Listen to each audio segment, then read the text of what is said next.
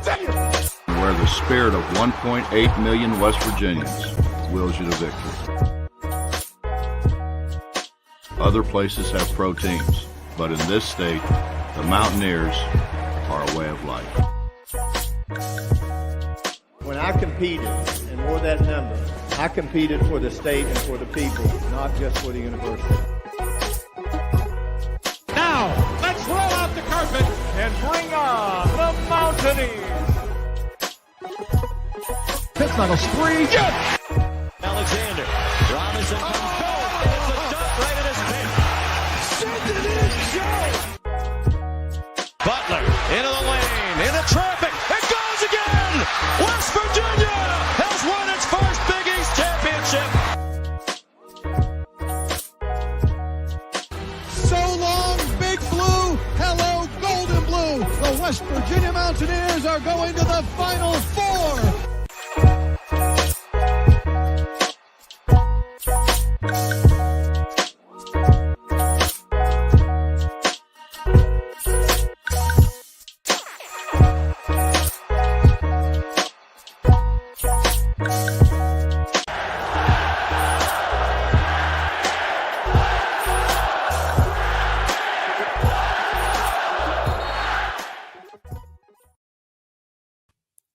What's going on, Mountaineer Nation?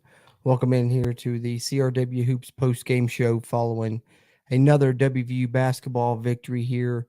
Seems to be a trend thus far early in the season, at least as the Mountaineers now improved to 6-1 on the season, finishing the tournament out in Portland 2-1 with an 84-55 victory over Florida there, as you see. So just wanted to come to you guys with I know it's late, it's a Sunday night. People may have to work early in the morning, so won't stay with you too long, but of course wanted to come with you a short little post-game live stream.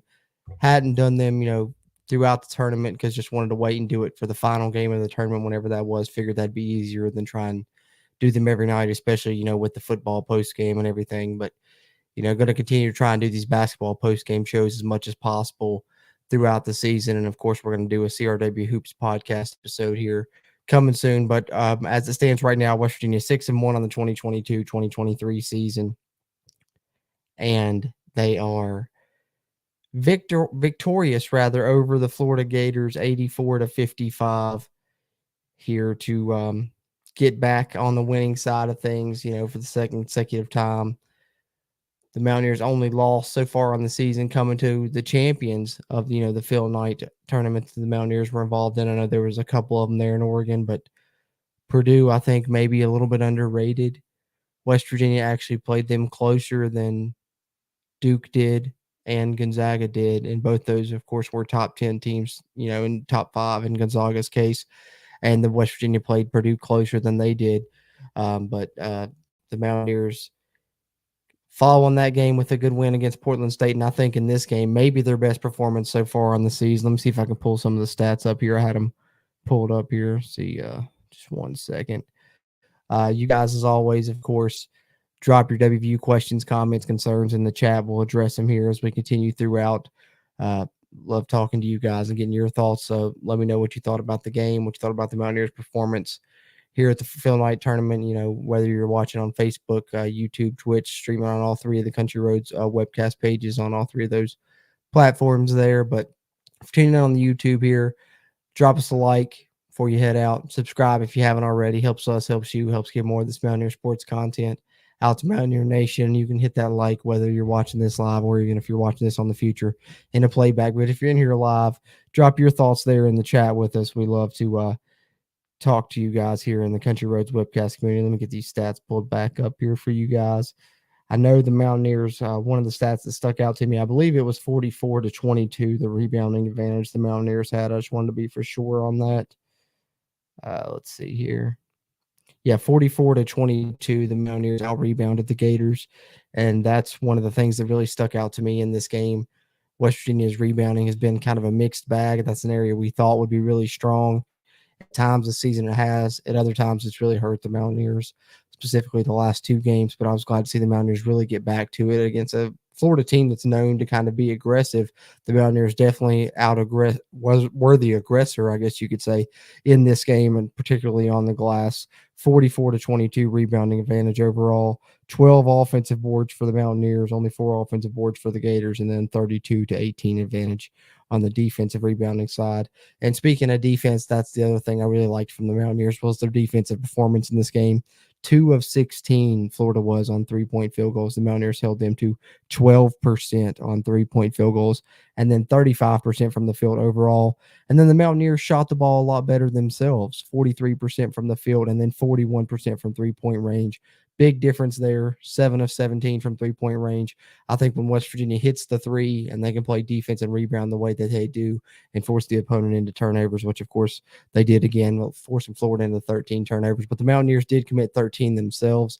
I think if West Virginia can manage to, have single-digit turnovers, hit the three ball, and then play defense and rebound the way they do, that's kind of the recipe for success this season, in my opinion. But overall, right now, they're doing a good job. 6-1 on the season, 2022-2023. Only loss, like I said, to Purdue in this tournament, who went on to win the tournament. So we were kind of wondering what the Mountaineers would do against better competition, and I think they held their own. Even against Purdue, like I said, they played them closer than Duke and Gonzaga did even, and West Virginia dealt with some foul trouble in that game amongst other things. But let me check in the comments here, see what you guys are talking about.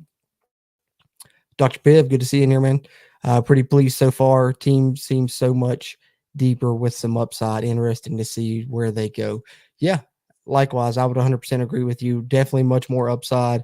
I think, even going into this tournament, I said the one thing that I could see from this team from the naked eye, as a lot of people I think have agreed upon, is that they're much improved, and they definitely seem like more of a Bob Huggins team. They certainly showed that in this tournament. You see them diving on the floor time and time again.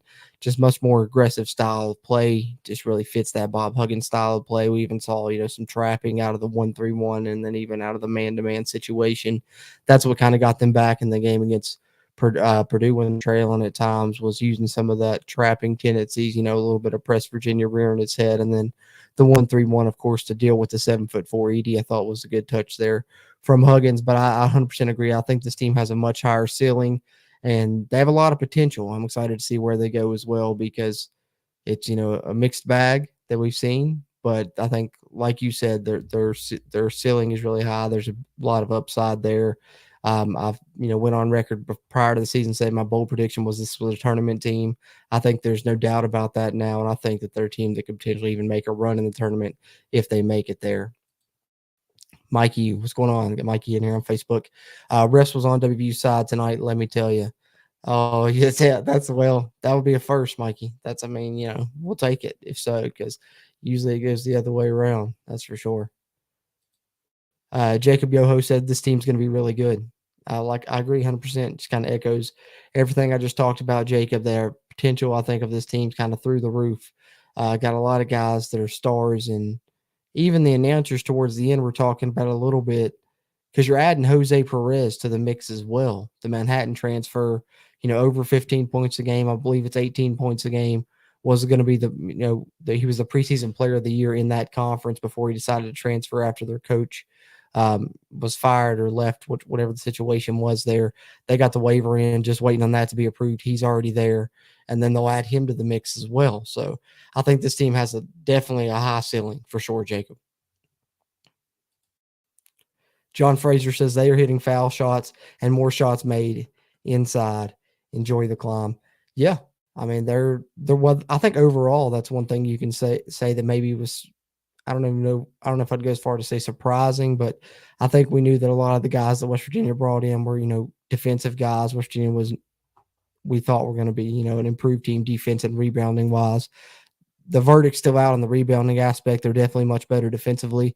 But I think the pleasant surprise to me is a lot of these guys can score the basketball as well, whether it be Stevenson, Toussaint, you name it. Even Wagee, I didn't think he would be much of a scorer, but he does add a little bit there as well. And I think we got some guys that can shoot the basketball. That's why I was a little bit disappointed in the game against Purdue. I think it was 20-some% from the three-point line in that game. Glad to see him come back out here against the Power 5 opponent, from the SEC in Florida. Don't know how good Florida's going to be on the season, but they're 4-2 at this time.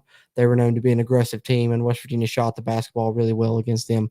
So I was excited to see that, and I think that our team that can shoot better. So I think you got a team that maybe has, the offensive capabilities that West Virginia was kind of hoping they had the past 2 seasons, and you're adding to that, a Huggins style defense and rebounding type team as well. So I think the potential for this team, like someone said earlier, really high upside for this 2022-2023 version of the Mountaineers. I feel like, of course, I'll get, further into my thoughts on that on the upcoming episode of CRW Hoops podcast. But I want to talk a little bit more about this game specifically. Let me I wanted to pull up these individual stats here. I know the leading scorer, I believe, was Trey Mitchell. Yeah, Trey Mitchell led the Mountaineers in scoring. Another good game, 17 points, 8 rebounds. And I thought Eric Stevenson, he's really shown that when he gets going, he can score it at a high clip. He's kind of a streaky scorer, but when he gets in the groove, man, he can really hit it. Both his games that he's been either the leading scorer or near the top, he's, missed either, only 1 or 2 shots in both those games, if I'm not mistaken. Because in this one, he was 6 of 8 from the field, only missing 2 shots, like I said, and then only missing 1 3-pointer, 3 of 4 from the 3-point line, 15 points, 7 rebounds for him. Emmett Matthews adds 13 points, 3 boards, 2 of 4 from the 3-point line. You get 7 from Keedy, 5 points and 6 boards from Jimmy Bell. Waggy, who I think has been, a pleasant surprise most of this season. He struggled a little bit early in this tournament, so I was glad to see him bounce back in this game against Florida with an 8 point and 9 rebound performance. And then Toussaint, of course, 9 points, 3 rebounds as well. Those were kind of the standout guys to me. But like I said, overall, the Mountaineers shot the 3 better in this game. That's why I think that they were able to get off to the advantage they did. And one of the things that I think the Mountaineers can do this season, have advantages on their opponents that I've seen just so far, small sample size. We're 7 games in, but we have seen them now against the Power 5 competition, particularly in this tournament here in Oregon. Excited to get back and see them in some, other good non-conference games. I know they got Xavier coming up there, playing them in Ohio. That'll be a tough one. Could have met them in this tournament, didn't, so they won't play them twice, but they do have them upcoming on the schedule. I'm excited to see that game. But I think the Mountaineers, the things that I like from them this season that I'd like to see them continue to, do and maybe even improve upon, because I think that, to me, the transition offense is, something that we haven't really seen a lot from a Bob Huggins team, but we've seen a lot of transition scoring from this team. They've not been afraid to get out and run. I've loved that. And of course, the 3-point shooting when it's been on has been good. But then, of course, the negative side of that is the one game against Purdue when you're off. That was bad. Didn't like that, but I do think this team can shoot the 3 well and get out and transition and score. So I hope they continue to do that and they don't, stop running. I'm not saying that I don't like the, half-court offense the Mountaineers have. They have done some good things through the sets as well, whether it be getting the ball in the post to Jimmy Bell, getting in the high post to Mitchell or Matthews and letting them work from there. Those have worked great in those sets. And then, of course, Eric Stevenson coming off that curl. I love that, him getting that off that curl screen right there in the mid-range, coming off the dribble with that mid-range jumper seems to be money for him. And I really like what I've seen, from his ability to score the basketball. So offensively, love the transition scoring and the 3-point shooting. Hope that continues. Rebounding, I think, continues, to need to improve. But this game was a giant leap forward in that aspect. Out rebounding Florida 44-22. Defensively, I think the Mountaineers have really shown some good things. I'd like to see us maybe press a little bit more, but I'd definitely like to see us trap the ball a little bit better, a little bit more. And I think the major key for me for the Mountaineers is just limiting their turnovers offensively. I think they've shown they're going to turn the other team over if they can, stay in the single-digit margin turnover-wise, keep it under 10, because I think they'll force most teams into double-digit turnovers. So if they can, not do that themselves, it'll go a long way. My camera battery just died, so I guess that's my cue to get ready to get up out of here. Let me see if you guys got any comments. I don't have my visual here, but I'm still with you guys. I could change the camera battery, but I wanted to only run this for about 15 minutes anyway, since it was, late here on a Sunday night. And I like to keep these post-game ones shorter. Like I said, I'll have expanded thoughts in the CRW Hoops podcast, but we got Coos here. Coos from Coos' Corner, you guys. Of course, if you're in here, I'm sure you guys know Coos, but check him out if you don't, Coos' Corner. But one thing you may not know is Coos and Mountaineer Paul started their own channel over there, Hoops from the Hills, where they're covering WVU basketball. So they have really great Mountaineer basketball content you guys should check out for sure. And I'd agree, Coos, great win for the Mountaineers as well. Mo Waggy is becoming my favorite player on this squad, Coos says. I agree. I think he's going to be a fan favorite overall. He's one I heard a lot of people talk about. Personally, I'm a big Trey Mitchell guy, Eric Stevenson guy as well, but I definitely like what Waggy brings to the game. Dr. Pitt says, thanks for the post game. Yeah, thank you always for tuning in and chiming in there, man. Appreciative of you. Like I said, camera battery died. Still here, you guys, but I'm going to be here, for every Mountaineer basketball game that we can be throughout the season with these short post game shows. Just a little bit of a live stream for you guys to get in the conversation there and talk with us in the chat. And of course, we'll have, at least one episode a week dropping on the CRW Hoops podcast. And of course, we've got all kinds of West Virginia sports content, though, here on the Country Roads webcast channel, especially on the YouTube side. So if you're watching this live stream on Facebook or Twitch, be sure to hop over to the Country Roads webcast YouTube. Give us a subscription. WVU sports news updates, Q&As like this, that we do live, just like this one, where you guys can pop in, ask questions. Podcast episodes for football, podcast episodes for basketball, post-game shows for both those as well. You name it, we're going to be covering it. West Virginia football going to have a lot of news coming out, whether it be the athletic director or anything else moving forward. We'll be covering that as well. And then, like I said, as far as Mountaineer basketball content is concerned, we'll be here for post game throughout the season. Give this video a like before you head out, if you would. Appreciate you guys for tuning in. As always, subscribe if you haven't already. Helps us, helps you, helps get more of this Mountaineer sports content out to Mountaineer Nation. I'm Jordan Cruz. Until next time, let's go Mountaineers.